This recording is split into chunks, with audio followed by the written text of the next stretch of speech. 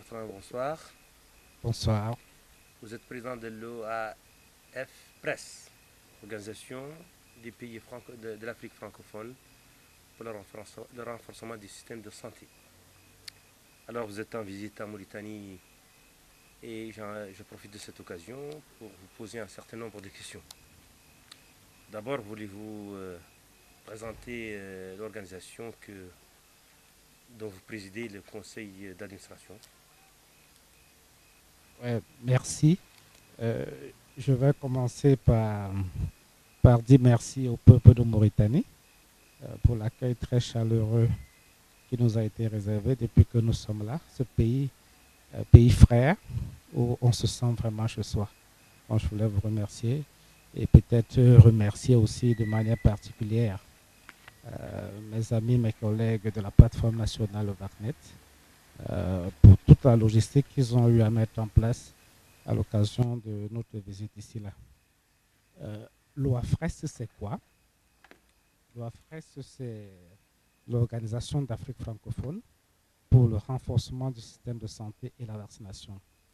En fait, c'est une plateforme dans un réseau, un regroupement qui prend en compte 18 pays. 18 pays en Afrique francophone, aux Caraïbes et dans l'océan Indien, dont la particularité est l'usage du français. Donc, ensemble, ces pays-là, qu'est-ce que nous avons constaté? Nous avons constaté, si nous prenons par exemple là où ces pays sont majoritairement concentrés, en Afrique centrale et en Afrique de l'Ouest, c'est une population de près de 322 millions d'habitants. Et on remarque dans les statistiques de l'Organisation mondiale de la santé que c'est la région dans le monde qui a les plus forts taux de décès en termes de mortalité infantile et de mortalité juvénile. Ce qui fait que dans notre région, Afrique centrale et Afrique de l'Ouest, c'est compliqué pour les enfants d'atteindre leur 5e anniversaire. Pourquoi c'est compliqué? Parce que généralement, dans notre région, il y a beaucoup, d'une part, de notre population qui habite soit dans les zones rurales, soit dans des zones difficiles à atteindre. Ce qui les met un peu en marge du système de santé, ce qui ne les rend pas faciles à accéder aux services essentiels comme la vaccination. Donc, ayant vu ces enjeux-là, cette mortalité infantile qui est très élevée dans notre région, environ 63,2% pour 100 000 naissances des enfants de moins de 1 an qui décèdent, et environ 95,2% des enfants qui n'atteignent pas leur 5e anniversaire sur 1000 enfants. Donc, c'est des chiffres très élevés. Et la société civile, dans son mandat, la société civile a un mandat d'être proche des communautés pour apporter des solutions aux plus pauvres et aux plus défavorisés. Donc, ces organisations de la société civile dans ces 18 pays-là ont décidé de se fédérer, d'où l'objectif de OAFRES, fédérer les acteurs et les communautés des pays ayant en commun l'usage du français pour faire un plaidoyer efficace et coordonné pour l'accès aux soins de santé primaire et à la vaccination. Très bien. Donc ça veut dire que vous travaillez pour la mobilisation communautaire, pour le renforcement du système de santé et donc pour une meilleure couverture vaccinale. Ma première question est de vous demander qu'est-ce que vous avez fait pour et en Mauritanie.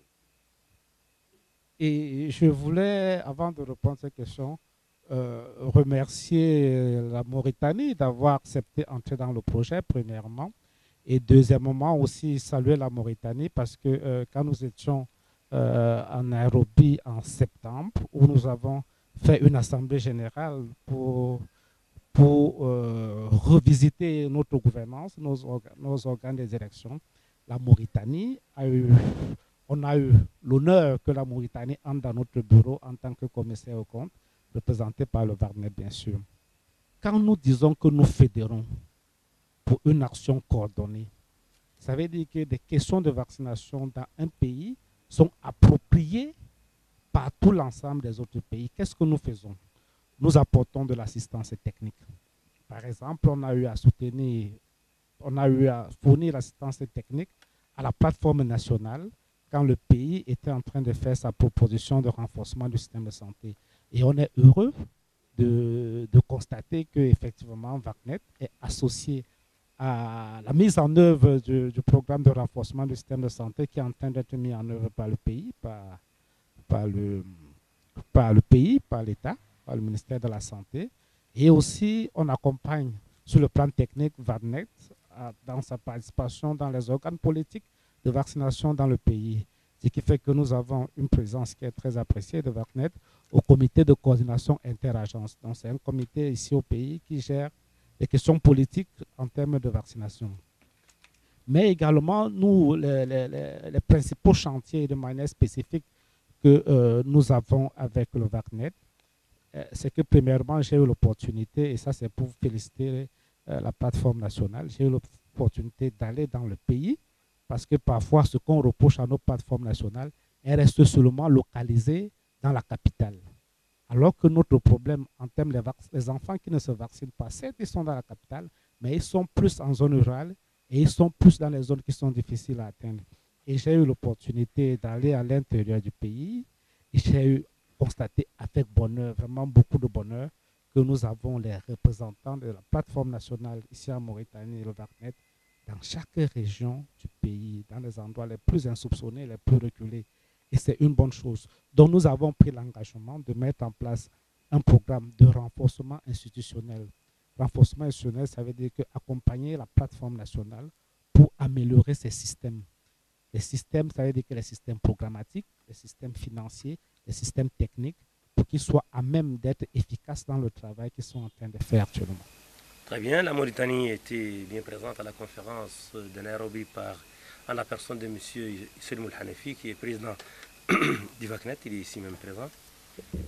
Et elle vous a apporté d'ailleurs, si je ne me trompe pas, un soutien franc et massif lors de votre élection au suffrage. Et vous avez dit que le VACNet mauritanien a réussi à se délocaliser, se décentraliser tout au long du vaste territoire qu'est la Mauritanie. Mais j'aimerais que vous nous parliez du plan de développement et de la stratégie que vous avez adoptée à Nairobi tout récemment. Merci, c'est une question très intéressante. En réalité, nous avons profité de l'opportunité des 3 jours que nous étions à Nairobi pour finaliser et approuver et valider le plan de développement stratégique de OAFRES qui est sur une durée de 5 ans à partir de 2019. Donc, la première finalité de ce plan, c'est quoi? C'est qu'il faut qu'on puisse accroître la couverture vaccinale dans nos différents pays, dans les 18 pays en question, à travers une action coordonnée des plateformes nationales. Ça, c'est la finalité de ce plan-là. Et ce plan est bâti sur 4 principaux axes. Le premier axe, c'est quoi? Nous avons pris l'engagement de produire des évidences. Produire des évidences pour orienter les choix stratégiques dans les pays. Produire des évidences, ça veut dire quoi? Ça veut dire, par exemple, si nous prenons un cas comme la Mauritanie, il y a des données officielles du pays, mais également, la plateforme nationale peut produire des données.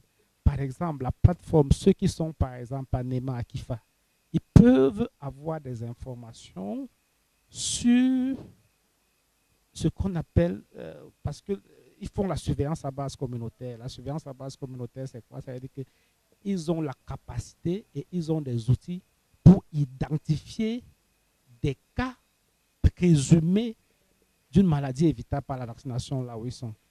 Ce qui veut dire que s'il y a des cas comme ça qui se déclenchent, la plateforme peut identifier. Et de manière large, en tant que plateforme, nous pouvons lancer des recherches, nous pouvons initier des recherches pour savoir s'il y a des déterminants spécifiques qui sont un blocage pour la vaccination. Donc notre premier axe stratégique, c'est évidemment de lancer ces recherches-là pour produire des évidences, des données, parce qu'on planifie à partir des données pour que nous puissions orienter les choix stratégiques. C'est le premier point. Le deuxième point que nous avons également, c'est plaider pour que les systèmes de vaccination dans les pays soient forts. Vous constatez peut-être c'est pour des personnes qui sont un peu plus jeunes, peut-être ne connaissent pas ça. Oui. À l'époque, la vaccination des enfants était systématique. Ce qu'on appelle la vaccination de routine, dont les rendez-vous où les mamans partent à l'hôpital pour faire vacciner, c'est la vaccination de routine. À l'époque, ces vaccinations de routine se passaient très aisément. Parce que quand la vaccination de routine se passe normalement, il y a moins de campagnes. Parce que les campagnes, généralement, c'est l'échec de la routine. Donc, nous plaidons pour que les systèmes de vaccination soient plus forts afin qu'ils puissent honorer de manière optimale la vaccination de routine, dont les rendez-vous normaux et quotidiens de la mère quand elle part à l'hôpital pour voir le développement de l'enfant. Et nous insistons sur ce point-là parce que la vaccination de routine devient le point d'entrée de la maman et de l'enfant dans les soins de santé primaire. Parce qu'avec la vaccination de routine, la maman peut recevoir une moustiquaire. Si elle part à l'hôpital pour faire la vaccination de l'enfant, elle va recevoir un conseil sur la nutrition. Parce que le problème de malnutrition est également un problème pour nos enfants, est un problème pour nos pays. Donc, en renforçant la vaccination de routine, on renforce le point d'entrée de la mère et de l'enfant dans le système de santé. Parce que c'est important que la mère et l'enfant entrent rapidement dans le système de santé et restent rapidement dans ce système de santé pour que toutes les solutions soient trouvées à leurs problèmes. En restant à la maison, si par exemple votre enfant a un problème de toux, vous n'aurez pas la chance de faire diagnostiquer une tuberculose précoce chez cet enfant en restant à la maison. Mais en allant à la vaccination de routine, vous aurez la possibilité que l'enfant et la maman puissent bénéficier des conseils et des soins appropriés. Et je crois que ça se passe toujours. Les mamans qui partent à la vaccination, avant qu'on commence de faire la vaccination, il y a du conseil qu'on donne aux mamans. Ce conseil-là est très important pour que notre petit enfant puisse dépasser l'âge de 5 ans. Parce que si nous ne mettons pas en place tous ces éléments-là, notre petit enfant n'atteindra pas l'âge de 5 ans. L'autre axe stratégique, c'est une question de mobilisation des ressources. On veut mobiliser des ressources pour soutenir l'engagement communautaire dans nos pays et particulièrement ceux qui ont commencé la transition. La transition, c'est quoi? Vous savez qu'aujourd'hui, la vaccination est financée très majoritairement par les donations extérieures. C'est les amis, les amis qui financent la vaccination dans nos pays.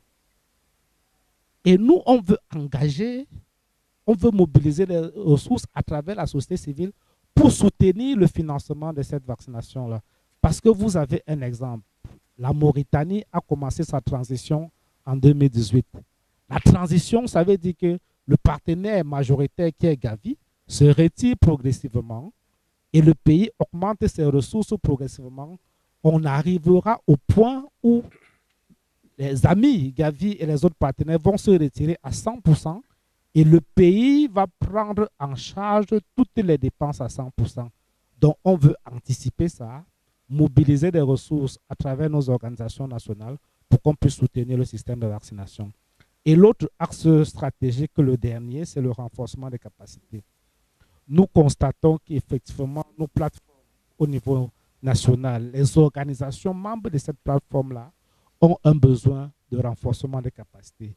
Donc, il faudrait renforcer leurs capacités, comme je disais, sur le plan institutionnel, sur le plan de leur système financier, programmatique, suivi, évaluation, collecte des données, pour qu'elles soient performantes et qu'elles puissent être au service de la réponse nationale sur la vaccination. Très bien. Est-ce que vous pouvez nous donner votre avis sur le VacNet mauritanien, le réseau de la société civile à Mauritanie, sur le jugement que porte celui, sur comment vous le trouvez? Je vais faire un jugement sur plusieurs dimensions. Les critères qualité qui nous permettent d'apprécier une plateforme, c'est d'abord sa représentativité. est-ce que VACTED, la plateforme nationale en Mauritanie, est-ce qu'elle est représentée sur le plan national? Est-ce qu'elle est seulement concentrée au niveau de la capitale ou est-ce qu'on peut trouver également dans les régions? Oui, VACTED, elle est présente dans la capitale, elle est présente dans les régions. J'ai eu l'opportunité de vérifier à 1300 km de Nouakchott. J'ai eu l'opportunité et le bonheur de voir les représentants à Nema, à Bakino, à Kifam, à Mbéré. Voilà, j'ai eu l'opportunité et la chance de vérifier cette présence-là. Deuxième point, est-ce que la plateforme nationale participe à l'élaboration des politiques? Oui, elle participe à l'élaboration des politiques en ce qui concerne la vaccination. La plateforme nationale VARNET, elle est membre du CCIA, qui est le comité de coordination interagence, qui regroupe tous les acteurs clés de la vaccination dans le pays, que ce soit les partenaires du système des Nations Unies, OMS, UNICEF, le ministère, la société civile, les partenaires privés. Donc, VARNET est membre de ce comité de coordination interagence. C'est un critère qualité que nous apprécions également. Donc, vous êtes très satisfait du VACNET mauritanien présidé par M. Hanifi? Effectivement, j'arrivais également pour dire, quand vous prenez l'action antérieure qui a été menée par le VACNET, je crois à partir des années 2009, si mes souvenirs sont clairs, où ils ont contribué efficacement à la riposte polio.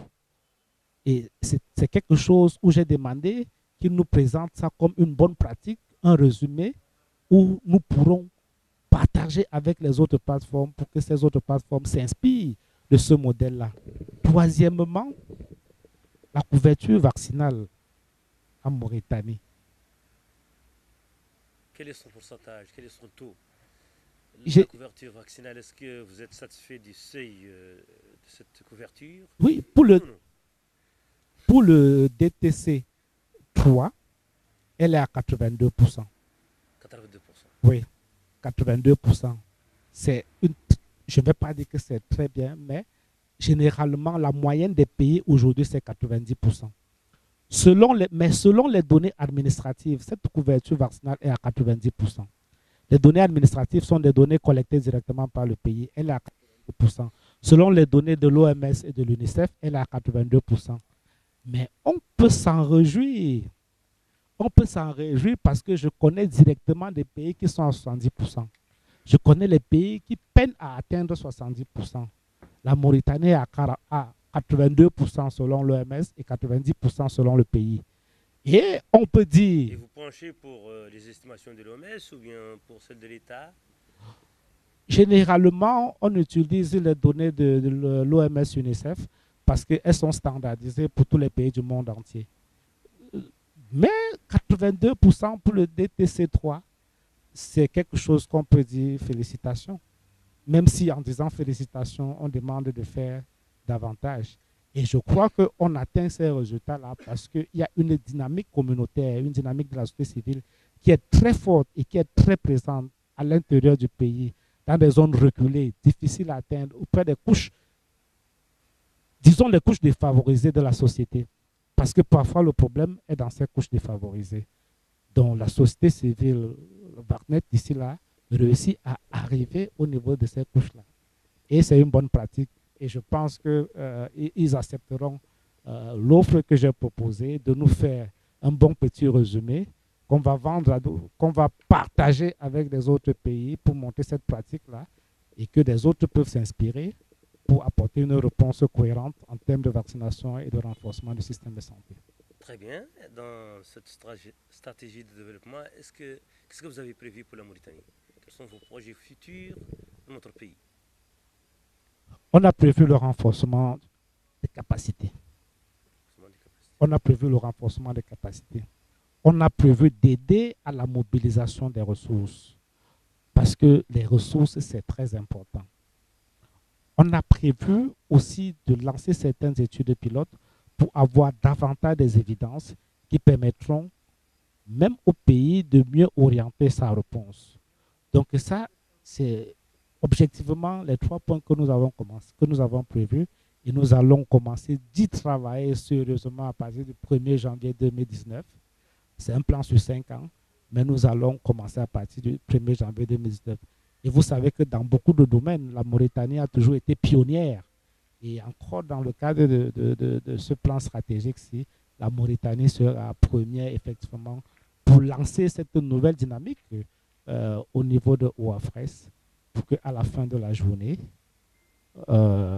aucun enfant, je dis bien aucun enfant, parce qu'on a près de 770 000 enfants qui ne fêtent pas leur 5e anniversaire dans toute notre zone, mais à terme, on veut réduire au stade nul ces enfants qui n'atteignent pas. Et si on peut commencer par la Mauritanie, avec ces résultats-là, à très court terme, on aura réussi notre combat.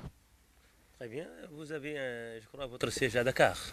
Tout à fait. Moi, je trouve que la Mauritanie a très peu profité de ces organisations panafricaines, continentale, et pourtant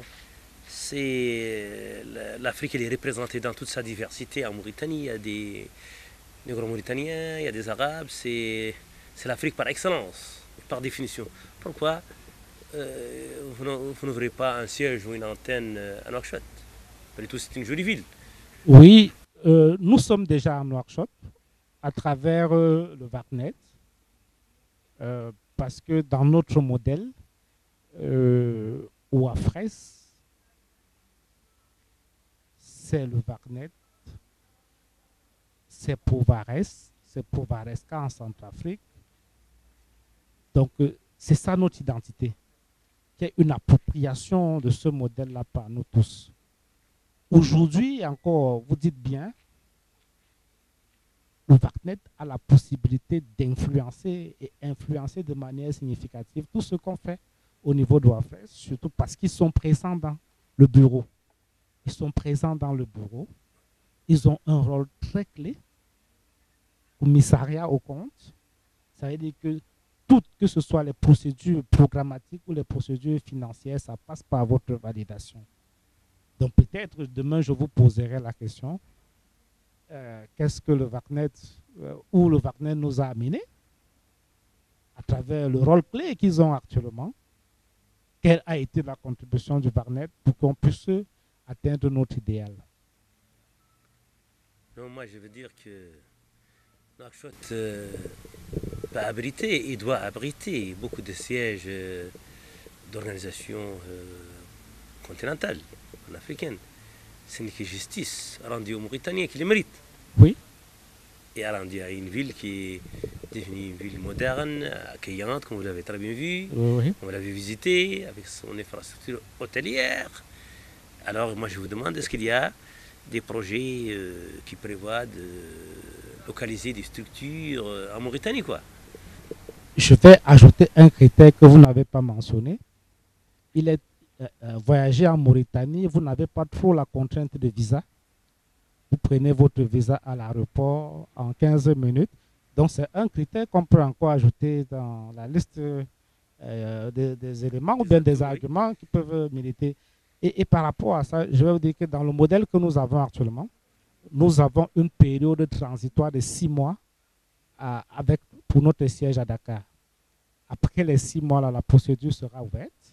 On lancera probablement un appel et tout le monde, y compris le VACNet, la Mauritanie, pourra postuler à partir de juin 2019. À partir de juin 2019? Oui, oui. J'espère que mon pays va gagner